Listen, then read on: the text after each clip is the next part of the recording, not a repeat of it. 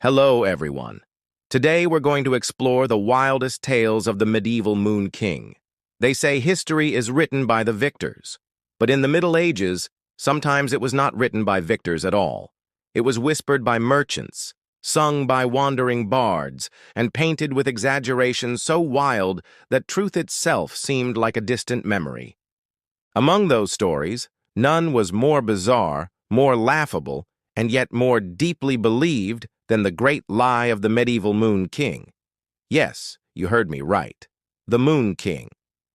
According to this legend, which first appeared in scattered chronicles sometime around the 13th century, medieval Europeans genuinely believed there was a kingdom on the moon. A kingdom with castles of silver, rivers of wine, and armies so powerful that their knights could ride beams of moonlight down to earth in moments of war. To us, it sounds absurd, childish even, but to them it was no joke. This wasn't just a story told to amuse children around the fireplace. This was written in manuscripts, discussed by monks, and repeated in courtly gatherings as if it were a legitimate truth. But how did such a wild belief even begin? The roots of the lie stretched far back into an age of fear and wonder. The medieval mind was both deeply religious and wildly imaginative. People believed in dragons, witches, and forests haunted by spirits. The line between myth and fact was razor thin. And so, when a traveling scholar from Byzantium claimed that he had seen evidence of lunar kingdoms in ancient Greek texts, nobody dared question him. After all, knowledge in those days was guarded like treasure, and to challenge a scholar was to risk being branded a fool, or worse, a heretic. From there, the lie snowballed. Imagine a medieval town square, muddy streets lined with wooden stalls. A peddler arrives with strange objects, shiny stones, oddly cut crystals, pieces of parchment covered in symbols. He swears these are moon relics, gifts from a civilization beyond the skies. Children stare wide-eyed, women cross themselves nervously, and men debate whether these artifacts should be given to the church. The peddler leaves richer than he arrived, and the town leaves convinced that the Moon King is real. The absurdity doesn't stop there. Chroniclers of the time went on to describe the Moon King himself, a towering figure cloaked in starlight, his crown a halo of burning comets. His subjects, they said, lived 1,000 years each, and their laughter could cure disease. The lie grew more colorful with every retelling, until it became less a myth and more a parallel reality. But here's the strange part. This wasn't just a story for peasants and children. Even noble courts entertained the idea. There are records, albeit disputed, of a French duke commissioning an astrologer to calculate the Moon King's favor before deciding whether to go to war. Imagine an army hesitating, not because of strategy or supply lines, but because of whether some imaginary monarch in the sky approved. So why did people believe it? The answer lies in the desperation of the times. The Middle Ages were filled with uncertainty, plagues, famines, endless wars. People longed for hope, for magic, for something bigger than themselves. If their earthly kings were corrupt and cruel, then perhaps a heavenly king, watching from above, might one day descend to bring justice. The Moon King wasn't just a fantasy, he was a promise, and promises, no matter how absurd, are powerful. Monks copied manuscripts filled with descriptions of lunar landscapes, mountains made of glass, oceans of glowing milk, cities that shone brighter than the stars. They illustrated these pages with dazzling miniatures, adding artistic authority to the lie. After all, if a monk painted it, surely it must be real. Some even claimed that the phases of the moon were simply the shadows of this celestial kingdom moving across its surface. Of course, there were skeptics. A few brave scholars laughed at the idea, calling it folly. One Italian philosopher even wrote a satirical poem mocking the Moon King as a glutton who demanded offerings of cheese from earthlings. But satire has a strange way of backfiring. Peasants, who heard the poem missed the sarcasm entirely and began leaving small wheels of cheese on hilltops at night, believing the Moon King would bless their harvests. The absurdity grew. By the 14th century, rumors claimed that the Moon King had emissaries living secretly among humans, tall, pale men with strange eyes and a knowledge of alchemy. Whenever an odd traveler appeared in town, people whispered, "Perhaps he serves the Moon King?" The church naturally grew uneasy. They could tolerate saints and angels but not rival kings from celestial bodies, and yet to openly denounce the belief was risky. It had spread so widely that it could provoke unrest. So the church did what it often did in the face of superstition. It remained silent, allowing the absurd lie to flourish unchecked. But lies, no matter how fantastic, eventually collide with reality. As Europe edged toward the Renaissance, scholars began to question old truths. Telescopes were invented, allowing them to peer at the moon's surface. Instead of glass mountains and silver rivers, they saw craters and barren plains. The Moon King's empire was nowhere to be found. Some clung desperately to the belief, arguing that the Moon King's cities were invisible to unworthy eyes, but the lie was unraveling. Yet here's the most astonishing part. Even after it was disproven, the story of the Moon King never completely died. It lingered in folklore, children's rhymes, and local legends. In some remote villages, farmers still whispered prayers to him well into the 17th century. The absurd lie had lived for centuries, shaping decisions, inspiring art, and even influencing politics, all because medieval minds wanted to believe in something beyond their suffering. And perhaps that's the real lesson here. The most absurd lie of the Middle Ages was not just about a Moon King. It was about humanity's endless hunger for hope, wonder, and escape, even if it meant believing the unbelievable. And now, I'd like to hear from you. What do you find most fascinating about the medieval Moon King? Is it the idea itself, the way people believed it, or how long it persisted despite being disproven? Share your thoughts below. And while you're there, please do not forget to hit that thumbs up button if you enjoyed this video, and subscribe for more tales of history's biggest lies. Thank you for joining me today. I'm your host, and I'll see you next time. A Time Traveler's Guide to Medieval Life. Welcome, traveler. This is your guide to the medieval world. I'll be your guide as you journey to past eras. Join me every week for new episodes where I'll teach you everything you need to know to survive and thrive in medieval times. By the time the Renaissance bloomed across Europe, the absurd lie of the Moon King had already carved deep scars into the imagination of the continent. For centuries, it had been more than a myth. It had been a mirror of human longing, a reflection of fears and desires too great to be satisfied by earthly rulers.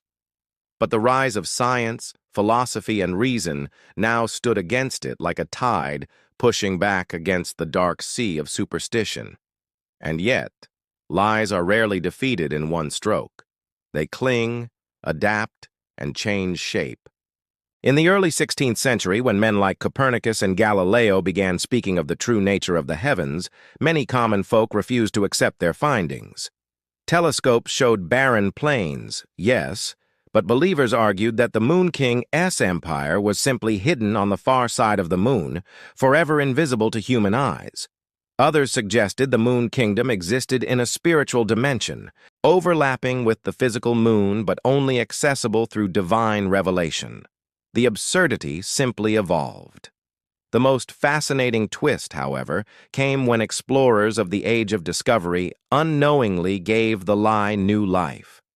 As news of lands across the ocean reached Europe, vast continents filled with strange animals and civilizations, people whispered, "If such unknown worlds exist across the seas, why not above the skies?" Maps of the New World were sometimes decorated with lunar symbols, as if cartographers still clung to the possibility that another, greater discovery waited above. Writers and poets seized the opportunity. A Spanish poet wrote of lovers separated by death, reunited in the Moon King's gardens. A German playwright staged a comedy where bumbling knights tried, and failed, to climb ladders to the moon. These works blurred the line between satire and sincerity, keeping the myth alive even as scholars sought to bury it. But the most bizarre development came with the moon cult of Prague. Around 1530, a secretive sect began gathering in cellars and forests, claiming to serve the Moon King as a messiah who would soon descend to overthrow earthly tyrants. They believed silver was his sacred metal, and so they hoarded it, crafting small amulets shaped like crescents. Rumors claimed they sacrificed animals under moonlight, drinking their blood as an oath of loyalty.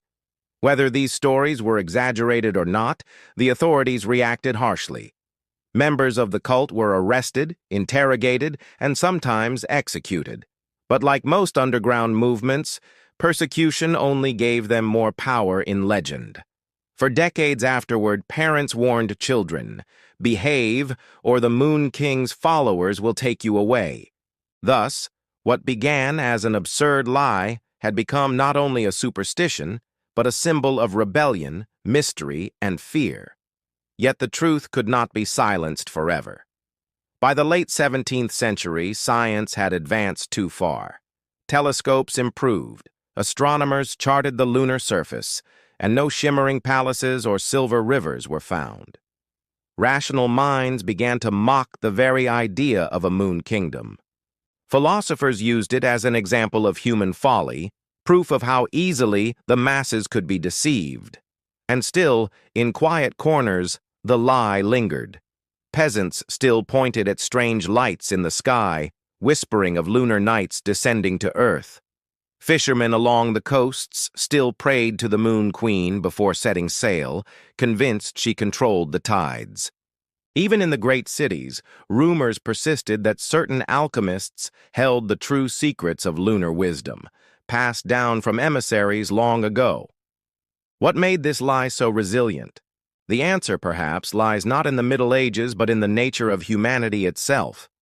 People do not cling to absurd stories simply because they are fooled. They cling because the stories give them something reality cannot. In an age of famine, the Moon King promised abundance. In times of war, he promised a higher justice. In the face of death, he offered the dream of eternal life in shining cities above. To abandon him was to face the world as it truly was, cold, harsh, and uncertain. Even when reason triumphed, the myth left its fingerprints on culture. Fairy tales preserved fragments of the Moon King's legend, kings who ruled from silver thrones, maidens with hair that glowed like starlight, bridges of moonbeams stretching to other worlds. Children's rhymes echoed the old prayers, stripped of their seriousness, but still carrying echoes of the belief that once gripped nations. And in the modern age, historians looking back at the Middle Ages shake their heads in disbelief. How could people have been so foolish? How could an entire society build festivals, economies, even wars on a lie so patently absurd? But the truth is uncomfortable. The Middle Ages were not the last time humanity believed something outrageous. Every age has its lies, some absurd, some dangerous, some whispered in marketplaces, and some shouted from thrones. The Moon King was simply one of the most colorful. To call it the most absurd lie ever told about the Middle Ages is not to laugh at our ancestors, but to recognize ourselves in them. They believed in lunar kingdoms. We believe in different illusions. What has changed is not our capacity for belief, but only the stories we choose to cling to. And so, when you look at the moon tonight, gleaming pale above the darkened earth, remember, once upon a time, entire villages bowed to it. Kings hesitated to make war because of it, and pilgrims crossed miles to touch a stone they thought had fallen from its silver cities. Remember the festivals, the relics, the secret cults, the manuscripts illuminated with glowing towers. Remember that for centuries the Moon King was real, not because he existed, but because people needed him to. And perhaps, in a way, he still is. As we bring our journey to the Middle Ages to a close, consider all the myths and legends we've explored together. From dragons to unicorns, fairies to giants, each tale reflects a deeper truth about the human experience. These stories didn't just entertain our medieval ancestors. They provided meaning, comfort, and warnings for life's challenges. Similarly, the stories you encounter in your own life can shape your understanding of the world and your place in it. Thank you for joining me on this adventure through time. If you enjoyed this episode and want to continue learning about the fascinating world of the Middle Ages, please subscribe and join our growing community. Your support allows us to keep bringing these educational and entertaining episodes to you. Don't forget to leave a thumbs up if you like this episode and share your feedback in the comments below. We value your input and are always working to improve. Thanks again for joining me on this journey through time. Until next time, stay curious and keep exploring.